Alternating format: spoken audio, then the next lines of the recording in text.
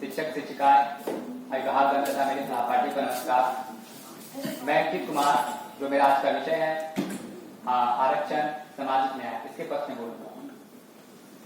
इस अनंत उदार आकाश में चिंता रहित ज्योतिमयी प्रशस्त की तेजस्ता लिए इस देश में जो चल रहा है वो है लोकतंत्र। आज इस लोकतंत्र की सबसे बड़ी विशेषता यह होती है, इसमें जनता जनार्दन की अहम भूमिका होती है। जनता ही सरकार बनाती है और सरकार देती है। डॉक्टर भीमराव अंबेडकर आरक्षण की जो नीति लाई थी वो 10 सालों के लिए, लेकिन जनता के अथक प्रयास के कारण उस समय की सरकार ने उसे आज तक और मैं अभी कहूं तो वर्तमान तक भी लाई है। इसका कारण क्या है? सबसे पहले हमें समझना होगा आरक्षण क्या है। आरक्षण कोई गरीबी हटाओ योजना नहीं। आरक्षण है क्या? आरक्षण है आपको सतर्क करना।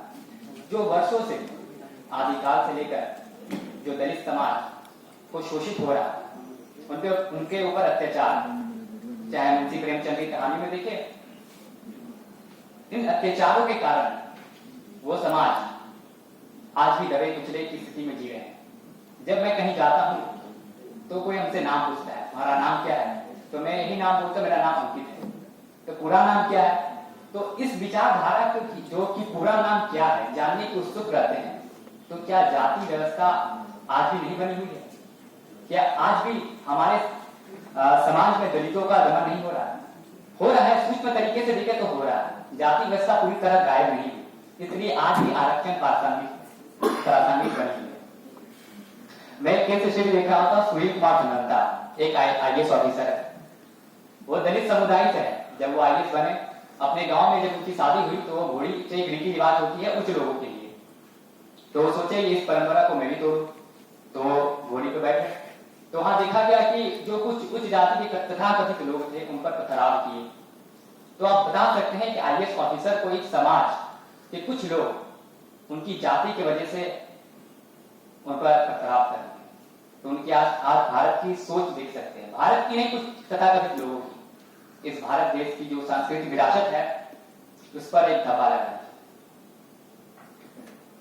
इस आरक्षण का परिणाम यह रहा महोदय कि आज हमारे भारतीय महिलाओं को संसद से लेकर पंचायती राज व्यवस्था में आज निर्णय लेने की प्रक्रिया में शामिल होकर एक महिला सशक्तिकरण का युग डाल रही है।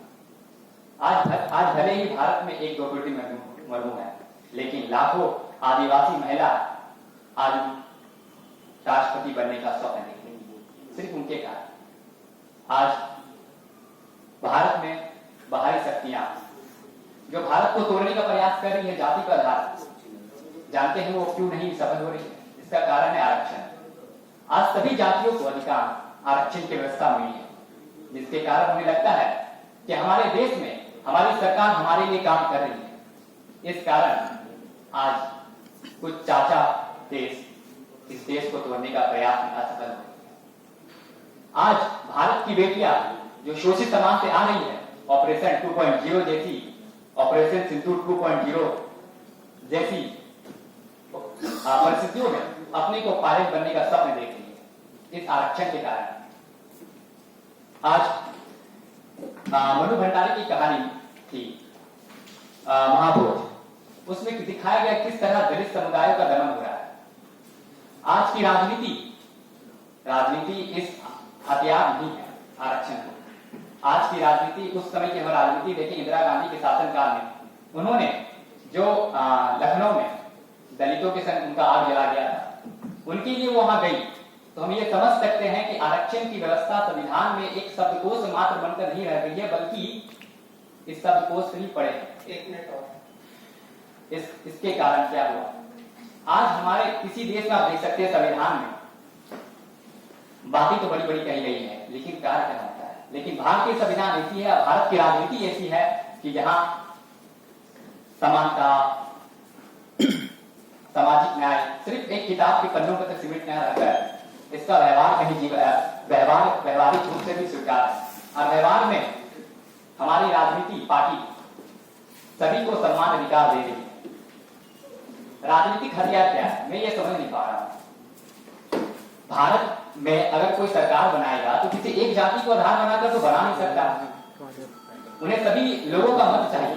तो इस कारण मैं समझता हूं कि ये जो आरक्षण की व्यवस्था है राजनीतिक हथियार ना होकर पराया सामाजिक न्याय की बात करता है, जो वर्षों से लेकर आज भी हमारे दलित समुदाय इससे पीड़ित हो रहे हैं। इसी के साथ मैं अपना मतलब कुछ अक्षरों में अपना वाक्य समाप्त करना चाहता हूँ। जाति में पूछो साधु की, पूछ लुढ़िए ज्ञान, मोल करो तलवार की, परे रहने दो माया। धन्यवाद।